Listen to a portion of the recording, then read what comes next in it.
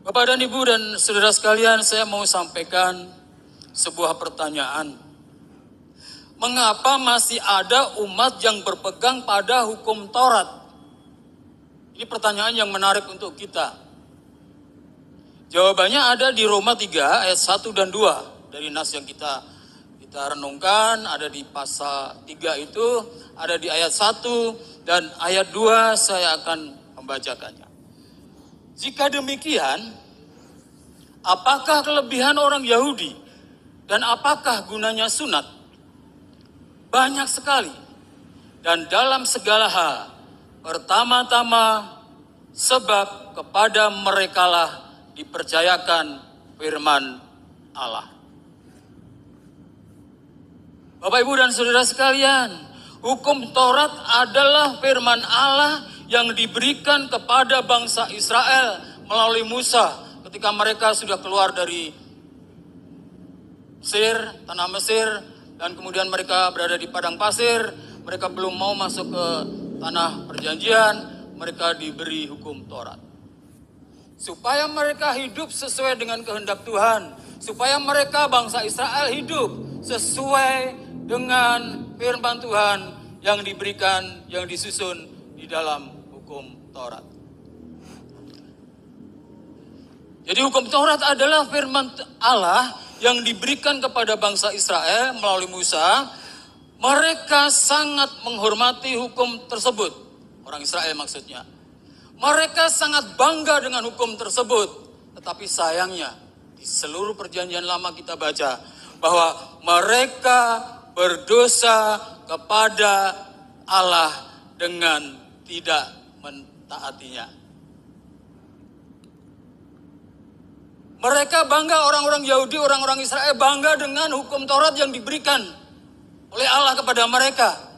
Tetapi mereka bangga itu tidak cukup. Karena mereka tidak mengerjakannya, mereka tidak melakukan hukum Taurat itu. Dan mereka berdosa kepada hukum Allah. Sementara mereka bangga, mereka berdosa hukum Allah.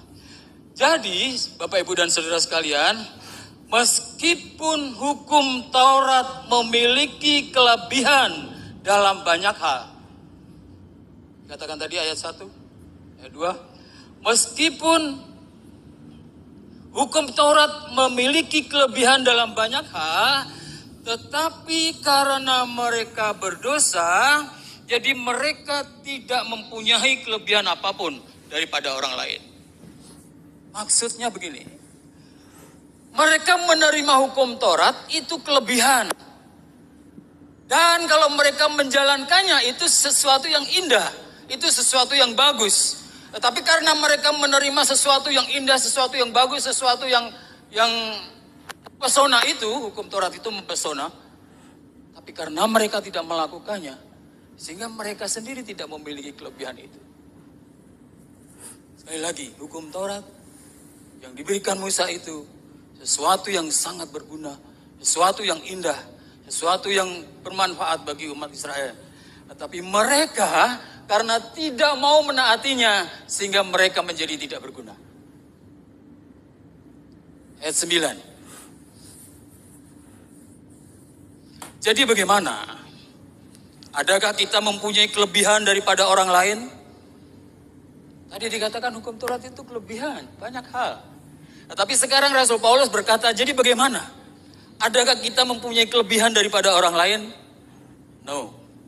Sama sekali tidak. Sebab di atas telah kita tuduh, baik orang Yahudi maupun orang Yunani, bahwa mereka semua ada di bawah kuasa dosa.